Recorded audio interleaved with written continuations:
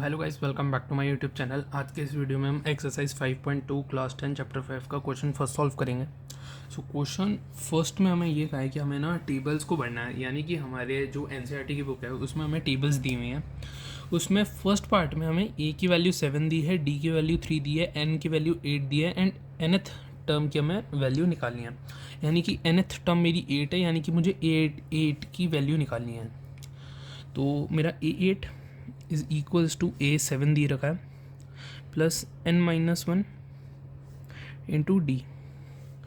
A8 is equals to 7 plus n8 है, 8 - 1 is 7 and मेरा जो डिफरेंस है वो 3 है। So A8 is equals to 7 plus 7 into 3 is 21, यानी A8 मेरा is equals to 7 plus 21 is 28 के इक्वल्स आ गया। अब सेकंड पार्ट में क्या हो रहा है, सेकंड पार्ट में मेरे को डिफरेंस की वैल्यू निकालनी है।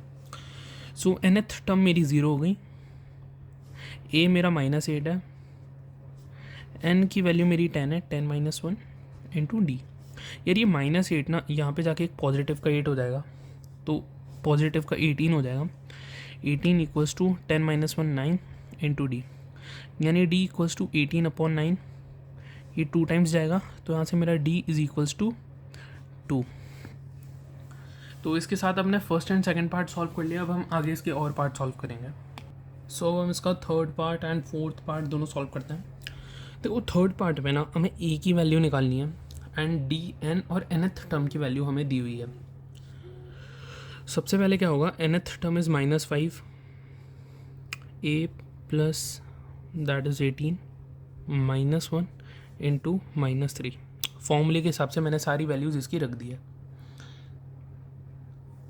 तो अब मैं क्या करूँगा, इस a की वैल्यू मेरे को निकालनी है। तो -5 इंटू, अब मैं क्या करूँगा, -5 is equals to a plus 17 into -3, ये कर दूँगा।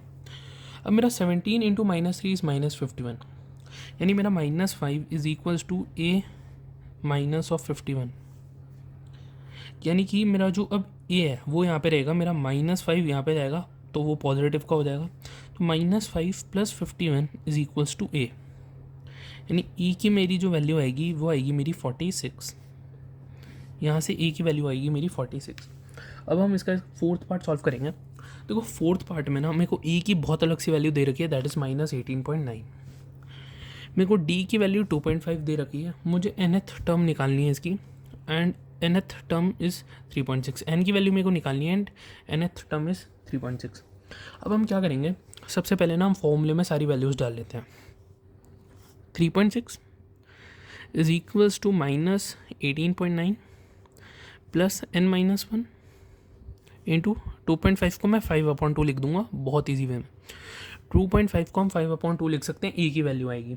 ठीक है, सबसे पहले मैं क्या करूँगा, इस 18.9 को इधर ले जाऊँगा, तो क्या होगा, मेरा 3.6 प्लस 18.9 हो जाएगा। 3.6 plus 18.9 is equals to n-1 into 5/2। तो 3.6 प्लस 18.9 इज 22.5। ठीक है, तो मेरा 22.5 is equals to n-1 into 5/2। 22.5 into, अब ये यहाँ पे जब मल्टीप्लाई होगा ना तो ये रेसिप्रोकल हो जाएगा, ये 2/5 हो जाएगा एंड दैट इज़ n-1। अब क्या होगा, मैं ना इसे ये कर दूँगा, क्योंकि अब मेरे को जो नंबर है ना वो इतना इजी वे में चाहिए, मुझे इतने कॉम्प्लेक्स को +1 नहीं करना, मेरे को इसको बहुत सिंप्लीफाई करना है। अब ना ये 2 इसको 5 टाइम्स कट कर देगा। अब 2 to 5, 5 से जाएगा 45 टाइम्स एंड ये जाएगा 9 टाइम्स, यानी 9 इज इक्वल्स टू n-1। यानी कि यहाँ से मुझे क्या पता लग रहा है, यहाँ से मुझे ये पता लग रहा है कि मेरा जो n है उसकी वैल्यू आएगी 9 + 1 दैट इज़ 10, यानी nth term that is 3.6 and n की उस टाइम पे वैल्यू क्या थी, उस टाइम पे n की वैल्यू 10 थी, तो यहाँ से हमें n की वैल्यू 10 पता लग गई है। अब हम इसका आगे फिफ्थ पार्ट सॉल्व करेंगे।